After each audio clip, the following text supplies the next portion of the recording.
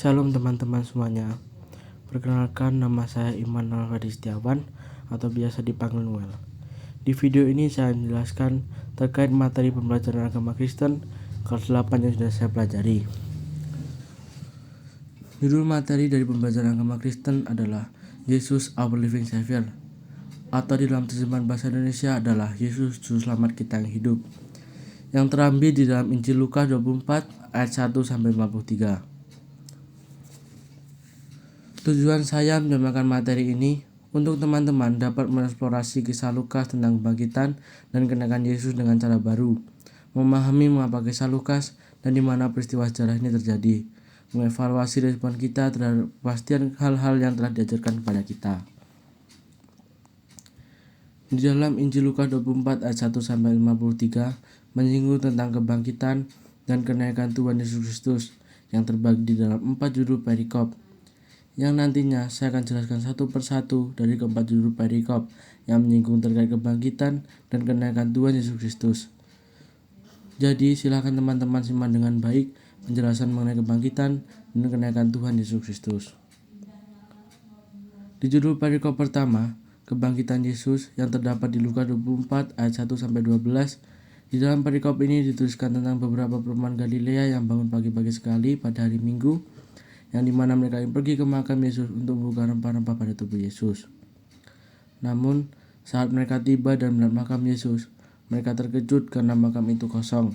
Kemudian datanglah dua malaikat Allah pada perempuan-perempuan itu untuk memberitakan kabar mengembirakan bahwasanya Yesus telah bangkit dari kematian, seperti yang sudah Yesus katakan pada para pengikutnya. Para perempuan itu bergegas kembali untuk membagikan kabar baik kepada para rasul dan murid-murid lainnya. Namun tidak seperti para perempuan ini, kelompok itu dicengkram oleh ketidakpercayaan. Di judul perikop kedua, Yesus menamakan diri di jalan ke Emmaus yang terdapat di Lukas 24 ayat 1-3, ayat 13-35. Di perikop ini, jika teman-teman perhatikan, di sini Tuhan Yesus menamakan diri kepada Kleopas dan temannya yang adalah murid dari murid-murid Tuhan Yesus. Jadi murid-murid Tuhan Yesus memiliki murid yaitu Kleopas dan temannya. Namun, pada saat Yesus menampakkan diri kepada Kleopas dan temannya, mereka tidak mengenali Tuhan Yesus, karena Allah menghalangi mereka untuk dapat mengenali Yesus pada saat itu, agar mereka dapat memperoleh pemahaman lebih dalam tentang apa yang dicatat kitab suci, tentang Tuhan Yesus, kematiannya, dan kebangkitannya, karena mereka tidak mempercayai kitab suci yang berbicara begitu jelas tentang Dia, sehingga Tuhan Yesus menyebutkan mereka bodoh dan lamban hatinya. Ia merujuk kepada seluruh kitab suci perjanjian lama, karena setiap bagian memberikan kesaksian tentang Dia, Mesias yang dijanjikan, dan menunjuk ke depan mengenai kedatangannya. Setelah itu, Allah membuka mata mereka, dan mereka mengenali Tuhan mereka yang telah bangkit saat Dia memecah-mecahkan roti bersama mereka. Mereka segera kembali ke Yerusalem untuk menceritakan pada ke-11 murid dan murid-murid lainnya apa yang baru saja mereka alami bersama Kristus yang telah bangkit. Di judul perikop ketiga, Yesus menamakan diri kepada semua muridnya yang ada dalam Lukas 24 ayat 36-49. Di perikop ini Tuhan Yesus mematikan bahwa mereka memahami tentang Dia yang adalah Mesias yang dijanjikan dengan sempurna menggenapi kehendak Bapanya, sebelum Yesus menugaskan mereka untuk menyebarkan kabar baik. Tuhan Yesus menjelaskan 3 bagian dari perjanjian lama, yaitu tentang hukum Musa, kitab para nabi, dan kitab Mazmur, pada para murid yang ketiganya memberi kesaksian tentang Dia. Dan apa yang mereka katakan tentang Dia harus digenapi untuk meneguhkan tujuan Allah.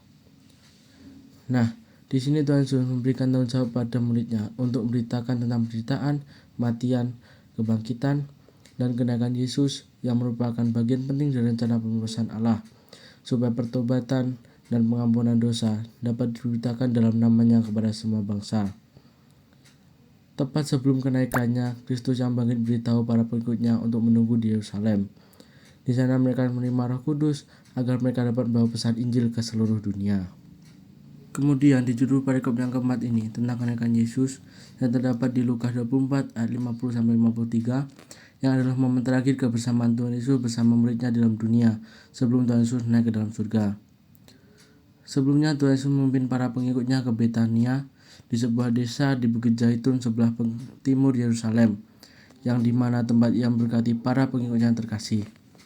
Pada saat Tuhan Yesus memberkati pengikutnya, ia terpisah dari mereka dan naik ke surga. Kemudian mereka semua sujud dan menyembahnya. Nah, jadi teman-teman, kita perlu mengetahui tentang alasan Tuhan Yesus memberkati semua orang, yaitu karena janjinya pada Abraham bahwa ia akan memberkati seluruh keturunannya. Jadi teman-teman, keempat perikop tadi yang menyinggung terkait tentang kebangkitan dan kenaikan Tuhan Yesus Kristus yang adalah bagian dari rencana Allah dari sejak kitab suci Perjanjian Lama melalui pengantara para nabi-nabi pilihannya. Kebangkitan dan kenaikannya menjadi kabar sukacita, menjadi misi kita sebagai muridnya untuk memberitahukan pada semua orang. Janji Allah pada Abraham yang memberkati seluruh keturunannya telah tergenapi melalui kenaikan Tuhan Yesus pada saat ia memberkati semua orang.